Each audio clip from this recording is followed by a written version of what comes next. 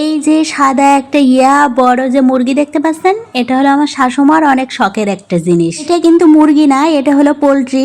আর এটা কিন্তু সেই ছোট্ট একটা বাচ্চা কিনে নিয়ে আসা, একটা না অবশ্য অনেকগুলাই নিয়ে আসছিল, এখন আছে মাত্র দুইটা, সবগুলো একটা একটা করে খাওয়া শেষ। একদম ছোট্ট ছোট্ট ফুটফুটে বাচ্চা নিয়ে আসে, 3-4 দিনের ফোটা বাচ্চা, আর সেইগুলা দেখো কত বড় বড় হয়েছে মাশাল্লাহ। আর এরা মুরগিদের সাথে থাকতে থাকতে একদম মুরগির মতোই আচরণ, মুরগির মতোই ঘোরাফেরা করে। আর দেখো কতগুলো ছোট্ট ছোট্ট দেশি মুরগির বাচ্চা, এরাও একদিন বড় হবে অনেক ইনশাল্লাহ। আর এই যে বাসায় পোষা পোল্ট্রির মাংস, এটা কিন্তু বাজার থেকে কিনে নিয়ে আসা পোল্ট্রির মাংসর মতো না, মানে এগুলার টেস্ট এত সুন্দর হয়, মাংস অনেক শক্ত হয়, মানে একদম দেশি মুরগির মতো লাগে। টেস্ট স্বাদ দুইটাই অনেক বেশি হয়। আর এগুলা কিন্তু চাউল দেওয়া হয়, মানে শুধু খাদ্যের উপর নির্ভর না, আলাদা আউটসাইড আরো মুরগিদের মতো খাবার খুঁটে খাই। আর এগুলো পোষা হয় আমাদের বাসায় খাওয়ার জন্যই, মানে আমরা পুষি আমরাই খেয়ে ফেলি। এই দুইটা খাওয়া হয়ে গেলে আবারও বাচ্চা নিয়ে আসবে, আবারও 4-5টা করে নিয়ে আসে, এইভাবে আমাদের বাসায় খাওয়ার জন্যই পোষা হয়। এটা কিন্তু আমাদের গ্রামে প্রায় সবাই পোষে।